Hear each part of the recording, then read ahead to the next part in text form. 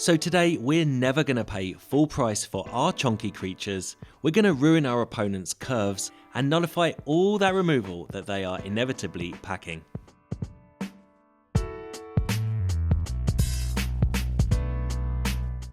Hey everyone, Hex here, bringing you another dose of unconventional Magic the Gathering fun. Today we're diving into a deck that's all about bending the rules, cheating out colossal creatures, and having a blast while doing just that. Now, you know I'm not one of those to play meta decks. No, we're here for the joy of exploring cool synergies between underappreciated cards, and let me tell you, this one works great in today's meta. So, how to squeeze maximum value from our permanents? Well, we're going to be using Guardian of Ghirapur, Not Dead After All, and Touch the Spirit Realm. These cards let us flicker artifacts and creatures for serious value, creating some unique and unexpected situations. So Guardian of Ghirapur, a 3/3 flying angel, flickers a creature or artifact when it ETBs, and yes, I said a 3/3 flyer because that is very relevant in the 1/1 token meta that I seem to be facing. Channeling the Touch the Spirit Realm can't be countered and is the perfect answer for removal that your opponents might have, and Not Dead After All saves your dying creatures, and in our case,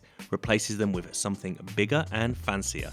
But let's talk about the real MVPs of this deck, Fleshgorgers, Steel Seraphs and Peacekeepers, the creatures that are our ticket to victory. So flickering the prototype artifact creatures not only brings them back with their full chunky stats, but also messes with your opponent's removal plans, and the life gain from these creatures is just insane. We can take massive hits and still come back swinging for lethal the next turn.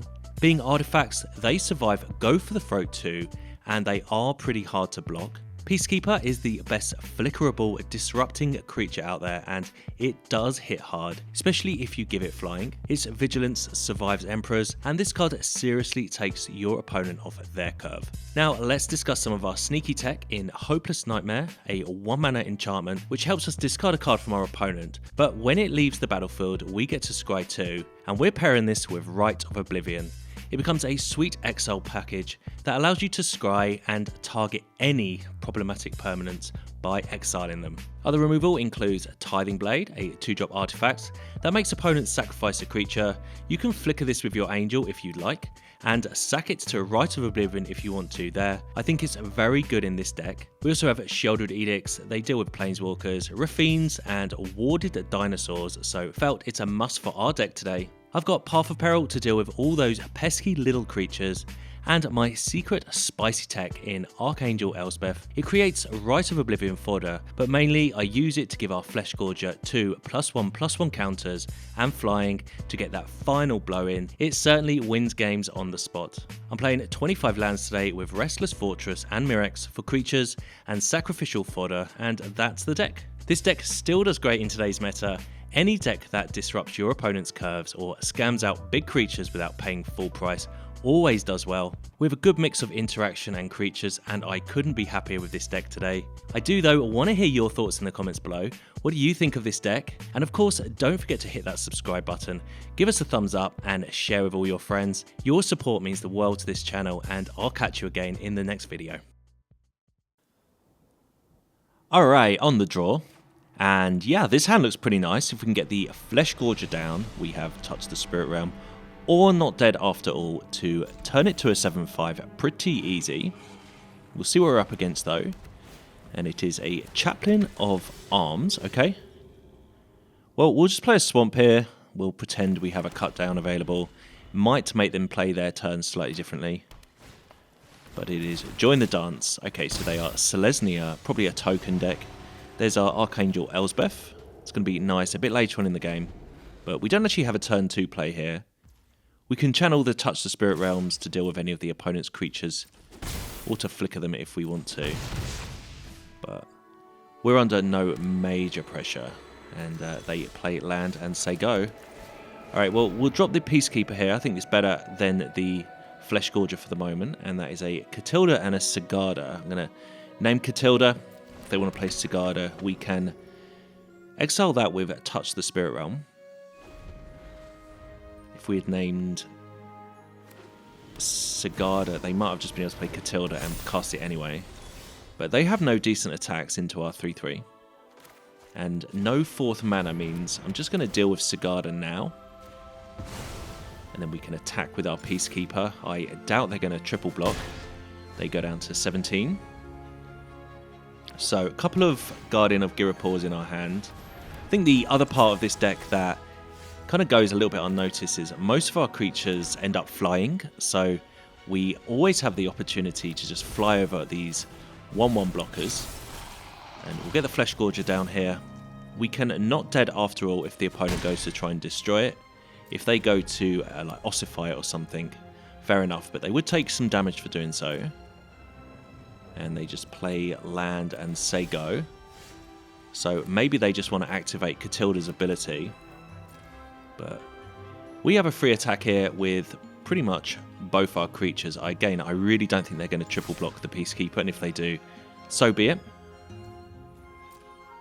And opponent takes it all. They go down to 9. And this is Guardian of Ghirapur.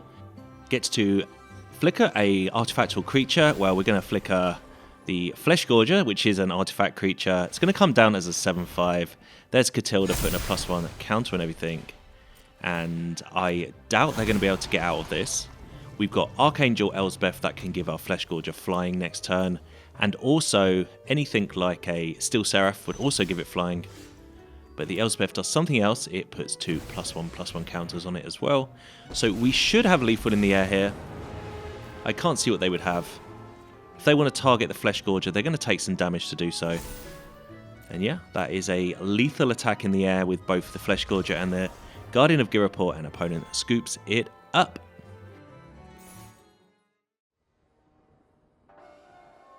Alright, on the play with a pretty nice hand here. Land situation isn't fantastic, so want to try and hit another land drop along the way. Got the Mirex in the deck pretty much with the idea of using the tokens to combo with the Rite of Oblivion, as I feel Rite of Oblivion is an undervalued card. We have the Archangel Elspeth that can create tokens for that as well, but it is really in the deck to combo with the Hopeless Nightmare, our 1-drop discard spell that when that one leaves the battlefield you get to scry 2, so it's a nice little synergy there. But anyway, turn 3, Fleshgorger for us, opponent with an Undead Butler. So presumably some kind of Graveyard Matters deck. Not sure if they've disconnected here, but the turn went straight through to mine. So just going to try and close out this game as quick as possible.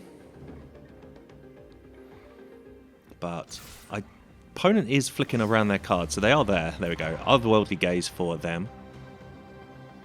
So I pretty like where we are. We don't really have to do anything here. We just have to react. Presumably they're going to try and chop down our Fleshgorger.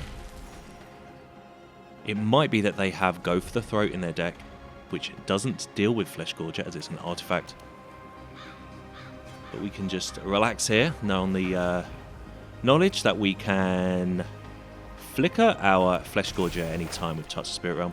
Putting a stop in our second main there, because you want to do it before end step hits, so that the creature is available for the following turn. But opponent tries to edict our creature anyway, and that is why Touch the Spirit Realm is in the deck. We get a 7/5, and we draw another touch. Okay, well, it's pretty nice because we can just do the same again if the opponent wants to target it. They're on a bit of a clock. They are down to 10 life. They need to find a way to deal with my Fleshgorger. They start making us mill. Okay. So maybe they're just a mill deck. Likeness Looter. Okay, it's a cool card. They're going to try and create copies of cards from their graveyard, like Sheoldred. The 5-mana Sheoldred. But opponent with Otherworldly Gaze here, so I don't mind where we are. We can make a Mirex token here, and then we can exile the Looter, because I believe that card might be a card that they can use to get back into the game. We will do that though without attacking, because I don't want to lose my 1/1. And this will also mean the Fleshgorger with its menace is able to attack freely here.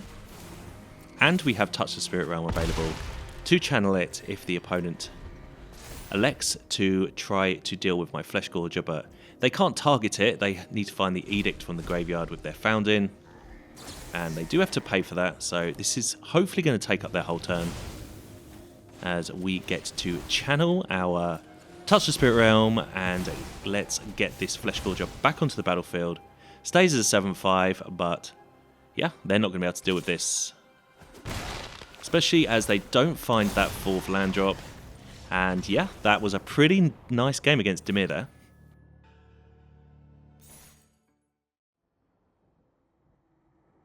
Alright, on the play, and this is our Hopeless Nightmare Rite of Oblivion combo. I do like this.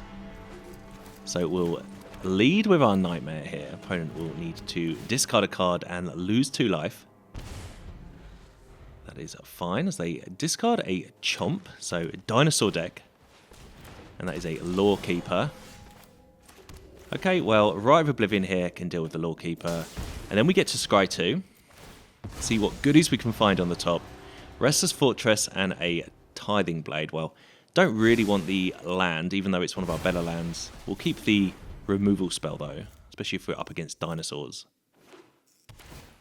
So Rugged Highlands, and they say go. Well, we'll just play Fleshgorger then. If they're not going to do anything, then we can just sit back and wait for them to play a creature.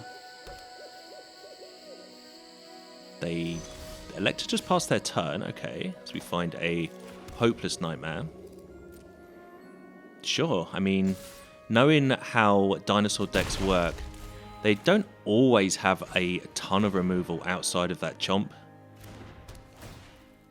So we'll see what happens, but playing the Hopeless Nightmare here, they have to discard a card, it's Monstrous Rage. We get to play Guardian of Ghirapur and flicker this Fleshgorger as a 7/5, and suddenly we have 10 power on the board. And I'm not sure how they're going to be able to deal with this. Whatever creature they play, we're just going to Tithing Blade. They don't play anything. Cavern of Souls. Get in there, our opponent goes down to 4. Now they definitely can't target the Fleshgorger, yeah, and they scoop it up. That was dominating victory there. Alright, on the play, our hand is... It's an average hand. Not too bad. We get to play Restless Fortress here on turn 1, which is the best turn to play. Opponent with a forest. And we find a Tithing Blade. Okay, well, I'm fine with that. See what the opponent is up to here. Another forest and a Scrapgorger. Okay. A few plays here. We could Peacekeep. We could deal with the Scrapgorger. I'm just going to have a look what's in their hand, I think. This is a Oddity, a T-Rex, and a Stomper. We'll name it Stomper. We will try and slow them down a bit. If they want to play the Oddity, we can touch the Spirit Realm there. So at some point I'm going to want to try and kill this Scrapgorger. But right now we are just trying to control the board a little bit. Path of Peril is going to be able to do just that later. So we find a second one of them. But I think we'll just touch the Spirit Realm here and we will take care of the Oddity. The T-Rex is going to have Ward, so hopefully we can get in the position where we can use the Tithing Blade to deal with that later. And in the meantime, we can keep attacking with our Peacekeeper. And here's the Stomper. 5 mana Stomper. They find a forest, but yeah, no attacks from the Stomper. It can't block either, so we can just attack here for 3. And then I'm going to... I guess we can use this opportunity to deal with their Scrapgorger. They have a forest in their hand, and I don't really want them casting this T-Rex this coming turn, so let's Path of Peril here to deal with that. And we have another Path of Peril, so we get to clear the board in its entirety a little bit later on if we can find another land. But opponent's on 6 mana, so presumably next turn they're going to find another forest and get in there with their T-Rex and their Stomper. So an important turn for us coming up. They discard a forest. Okay, they must just have land in their hand. And I'm not going to Tithing Blade. It's pretty much our only answer here to the T-Rex. Unless we want a Path of Peril, but I want to save that card for later on in the game. Guess they're going to attack us, and I think what we can do here is block with our Peacekeeper, play Not Dead After All on the Peacekeeper, just to have a look to see what's going on in their hand, but might as well scry first. Ah, okay, touch the Spirit Realm and Tithing Blade. Okay, well we can deal with the board next turn without having to use Path of Peril here. So let's just block and let's see what is up. We go down to 8 though. Opponent is only holding a Scrapgorger on a forest. Well, in that case, I'm going to name T-Rex again. Don't want them top decking another T-Rex and dropping that, because we are going to deal with the Stomper and the T-Rex on the board now. We're going to attack the opponent down to 5. And that means next turn, potentially got lethal with the Peacekeeper and one of our Restless Fortresses. So a pretty nice hand, or pretty nice game here for us. The Peacekeeper was pretty clutch as it enabled us to play around their spells. I urge, if anyone is playing mono white or any kind of deck with white in it, to not overlook the Peacekeeper. I think it's such a cool card. It can just take people off their curve. And I think that's what we managed to do here. Opponent did find a way to chump, but they're going to surely die, yeah. And they scoop it up.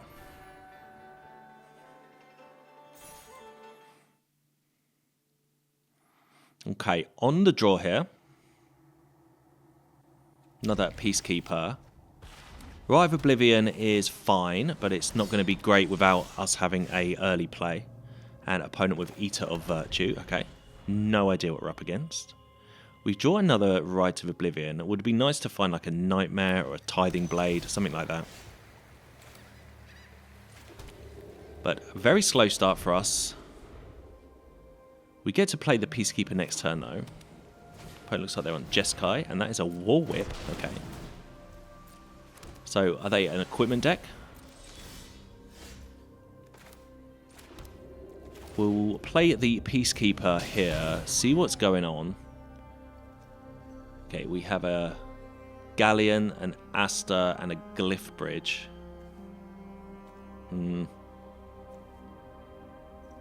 A difficult deck to play against for me, because I'm not entirely sure what their kind of game plan is. We'll tax the Astor, but they're going to have an attack here with a 2-2 double striker. Guess they put the Eater on it. It's a 4-2 double striker. Okay, well, not going to block. Yeah, this is going to be a difficult game, I can already tell. I'm not sure what their game plan necessarily is. But they have the Glyph Bridge, which means they're going to be able to deal with our board a bit later on anyway. We find a Fleshgorger, which is cool. I think we need to get a permanent onto the battlefield to use with Rite of Oblivion, so going to play the Touch the Spirit Realm. We could have channeled it there, which would have pretty much had the same effect. But now we can Rite of Oblivion next turn, using the sort of naked Touch the Spirit Realm there as sacrifice fodder. Opponent with a Galleon, it's going to do 5 damage. It's my Peacekeeper, fair enough. They make a treasure. We find a Guardian of Ghirapur. Okay, well, let's go for the Fleshgorger here whilst we have the opportunity. We can channel the Touch the Spirit Realm to make this a 7-5. And maybe this could be our answer to this game. They played the Iron Crag. And a Buried Treasure. Okay, so are they a straight up equipment deck, or do they have like Nahiri's Resolve in their deck? It must just be equipment. Vehicles. I'm not sure, but it's interesting. It's pretty cool. We'll see how this one goes though, but I don't think it's looking too great for us. They have a lot going on here. They can attack with their Galleon here, as it is a crew 1, 5-5 coming our way. I guess they put the Eater of Virtue on as well. Yeah, there is a lot going on for our deck to deal with here. We can Rite of Oblivion some of these artifacts away though. I think we're going to have to do that. But in the meantime, we can just block with our Fleshgorger and we can flicker this. Comes back down as a 7-5. We don't take any damage. We go down to 10 though, and yeah, they just swap their equipment over. But we do have a 7-5, and we're probably going to want to attack to gain 7 life. Put the opponent down to 10. But they have this Glyph Bridge in their hands, meaning they're just going to deal with the Fleshgorger anyway. So let's deal with the Astor. Going to use the touch. We could have used Fleshgorger, I guess, because they're going to use their Guardian, their Glyph Bridge. We could have also made a Mirex token instead. Here comes the Glyph Bridge. So that's going to deal with all creatures over power, or with power 2 or over. Okay. How are we going to get this last 9 damage through? Well, we can start by attacking with our Mirex token. Bring it down to 8. And I guess we need to find a way to destroy some of these artifacts. So let's start off by dealing with this galleon and sacrificing our 1/1. So I'm not sure if these are all the right moves in this one. Maybe we should have taken out the War Whip, but the galleon seems pretty strong as it's attacking as a 5/5 with just crew 1, so pretty much any creature they have. Just looking at the backside there of the Glyph Bridge. Maybe not something we need to necessarily worry about, but having a flyer on the board is pretty cool. They are discovering 5 here, and it is an enthusiastic Mechanaut, which is unfortunately a flyer that they're going to load with equipment. So 4/2 now that... Elspeth. So Elspeth can put 2 +1/+1 counters on the Guardian of Ghirapur. I think we just need to do this. I think we need to try and get in there, because I think we're just going to, unfortunately, die unless we get aggressive here. So we'll attack, see if the opponent wants to block. Hopefully they do. But they do not. They go down to 3. Now, they may be able to kill us now, but we will see. But as it stands, we stand a pretty good chance next turn of maybe finding a way to win here. Opponent is loading up their Mechanaut. And they have a spring-loaded Saw Blades. Does 5 damage to our 5 toughness creature. Well, this isn't a lethal attack by them. Please find Hopeless Nightmare off the top for the win. We can win this game with 1 card. It is Path of Peril. That is not what we wanted there. Okay, so let's make a 1/1 here. And I guess it's just Rite of Oblivion here on the Mechanaut.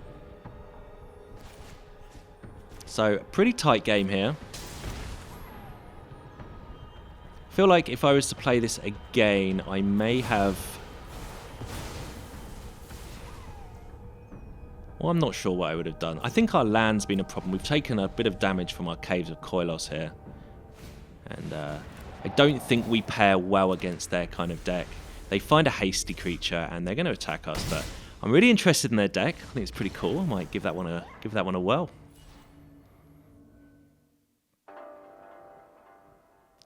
Alright then, on the draw here, with a hand I can get behind. Just need a land drop. And I think we're in a good shape. Opponent with a forest here. And they just pass the turn. Alright. Okay, well, we'll just play Swamp then, and we'll pass our turn. So yeah, a really nice hand we've got going on against Paleontologist. So, dinosaur deck, it seems. Okay, we don't have a turn 2 play. So, our deck kind of comes to life on turn 3. But it would be nice to find some more Hopeless Nightmares early on. Opponent plays Hulking Raptor. Okay. And there is a Rite of Oblivion. Alright, well, I'm going to play the Peacekeeper here. Fortunately, we have to play it with our Mirex token. They have a Thrashing Brontodon and a Bushwhack. We'll name Bushwhack. So with our Not Dead After All, if we can find a coloured land, then we get to play one of our prototype creatures. They're surely going to use the Brontodon to kill it. Then we can use Not Dead After All. Opponent does fight our Peacekeeper though with their 5/3. Fair enough. Guess they may be looking to replay a game with their Paleontologist, but seems quite extreme to me. So yeah, we'll just make sure we tap our Mirex token correctly here. And then we'll play the Steel Seraph And I am convinced they're going to use the Thrashing Brontodon here to take care of our Steel Seraph. Otherwise, why is it in the deck? Another card that they're looking probably to bring back with the Paleontologist. And I don't know if they're going to see this one come. Oh, they're just going to attacks. Okay. So normally I would block here and then not dead after all, but we want them to... We want to respond to their trigger. If they do it, that is. Yeah. I knew they would do it because that, I think, is the purpose of their deck, is to lean heavy on the Paleontologist, which can replay dinosaurs from the graveyard. But we get a 6/5 out of this, and it is a flyer, so we're going to be able to just keep shooting over the top here. We can give our creature lifelink, so we can hopefully just outrace them, even if they find some big creatures. I am going to try and find, well, I am going to deal with their Paleontologist here, as I feel like that is a card that could get them back in the game. They do have a Tamiyo's Safekeeping in their hand. Okay. Well, we'll see if they want to use it. We will target the Paleontologist here. Now, if they do use it, fair enough. We have a permanent on the battlefield we can use with Rite of Oblivion next turn. They do not elect to use it. They attempt to target one of our creatures from our graveyard, and I'm pretty happy with where we are right now. They are on 5 mana. That is a Pugnacious Hammerskull. It is just a 6/6. It's a decent 6/6, but they don't have another dinosaur, so each time it attacks, it's going to be stunned. And we can just race that with our Steel Seraph. We don't find another black mana source, though, unfortunately, to play the Fleshgorger, but yeah, we'll just attack our opponent here. And they go down to 8. And we'll just pass the turn. We can make a Mirex token here, which we can use with the Rite of Oblivion if we need to. Atraxa's Fall. You know, I did not expect to see that card. It does deal with our flyer nicely, though. Okay, so... yeah, so if we'd held that Touch the Spirit Realm, we could have saved our creature, but they would have had another Mana Dork on the battlefield. But we'll play the... we'll activate our Mirex here. Make a little 1/1 as we find a Path of Peril. Okay, well, we'll just attack, and we'll just pass the turn. We'll make another Mirex token, end step. Maybe we'll just swamp them with 1/1s, because they're not attacking with their Hammerskull now. They are attacking with their Lawkeeper only, so maybe they just don't have any more spells in their hand. We see they have a Safekeeping, which is 2 life, so we're going to have to do even more damage to them. And there is our black mana we need. So we'll attack our opponent here, and we'll just play a Fleshgorger. A creature they are going to find difficult to deal with, as to target it, they would have to take 3 life, and they are only on 4. But they get in there with their Hammerskull. Okay, well, again, we'll just take this damage. So the life gain that runs through our deck is so valuable that we can take a lot of hits. And we'll just keep swinging every single turn. Are they going to use that Safekeeping here on their Lawkeeper? Gain some life. Save their Mana Dork.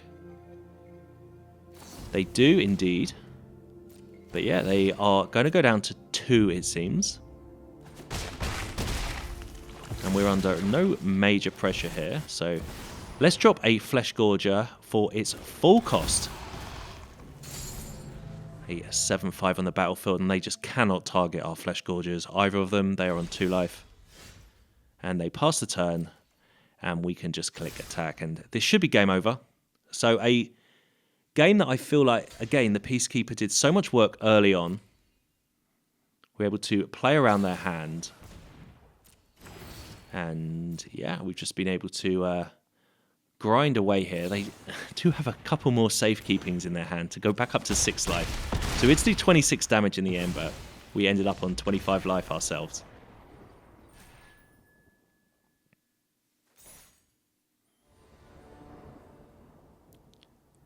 Alright, on the play. Yeah, that wasn't a good hand. This is better. So the first hand, the 2 Rite of Oblivions would have been fine if we had a card like Hopeless Nightmare or Tithing Blade. I'm going to just drop the tap land to the bottom here. Card that we just need later on in the game. I don't really want it right now. We'll play the Nightmare though. Opponent discards a Carplusum Forest. They play Gorge and Commune with Spirits. And they find a Fight Rigging. Okay, so... Well, we know what they're up to, so we can just kind of play around their game here. Touch the Spirit Realm is going to be nice to deal with whatever creature they want to use to combo with the Fight Rigging. That is a Tarian Soul Cleaver. Okay, we don't find that 3rd mana. The mana that we mulliganed to the bottom. Fair enough. They find theirs though, and that is a Kami of Whispered Hopes. So Fight Rigging and Kami works pretty well, as they get to maybe even just cast whatever card that they are looking to cheat out with their Fight Rigging. But land for us means we can play Guardian of Ghirapur and put a threat on the battlefield. So we could have played the Tithing Blade there, then the Guardian next turn to flicker it, which would have obviously dealt with both their creatures here as they play Orzhov. But I think just having a 3/3 on the board is fine. You get to just keep swinging away, and as it is a flyer, they can't even block it. There's Fight Rigging. And they are going to start jamming onto the Kami here, but we have the Tithing Blade available for that. Agatha's Soul Cauldron as well. They're all in on the counters here.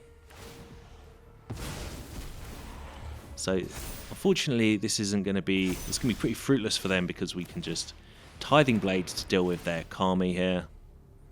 And we've still got this Angel on the battlefield that is going to just relentlessly attack every turn for 3 damage. We got them down to 10. And we are in a very strong position here as we find another removal spell. Well, this time it will play our Steel Seraph now. Another Angel on the battlefield, and I guess we'll just give lifelink. It doesn't really matter about the vigilance. They don't have any creatures available. They're down to 7. So a couple more attacks and we should be okay. Bramble Familiar for them. And they're going to load it up with counters, I guess. Soul Cleaver and Soul Cauldron and Fight Rigging as well. So they haven't really been able to keep anything on the battlefield, but our Tithing Blades and Touch the Spirit Realms have been pretty nice in this game, as we can just deal with their creature here, which we don't really even need to anyway because our creatures fly. So yeah, pretty strong game from us here, but again, we knew what they were up to from the very beginning. We were able to play around their cards, and if they're just going to play 1 creature a turn, we are always going to be in a dominating position. I don't like removal heavy decks, but at least our removal is synergistic with the rest of our theme here. Opponent plays Tamiyo Safekeeping, but Tithing Blade doesn't care about that, as they're going to have to sacrifice their creature. They go up to 3 now, but they're facing a lethal damage from us, and I am going to channel my Steel Seraph, but they scoop it up anyway.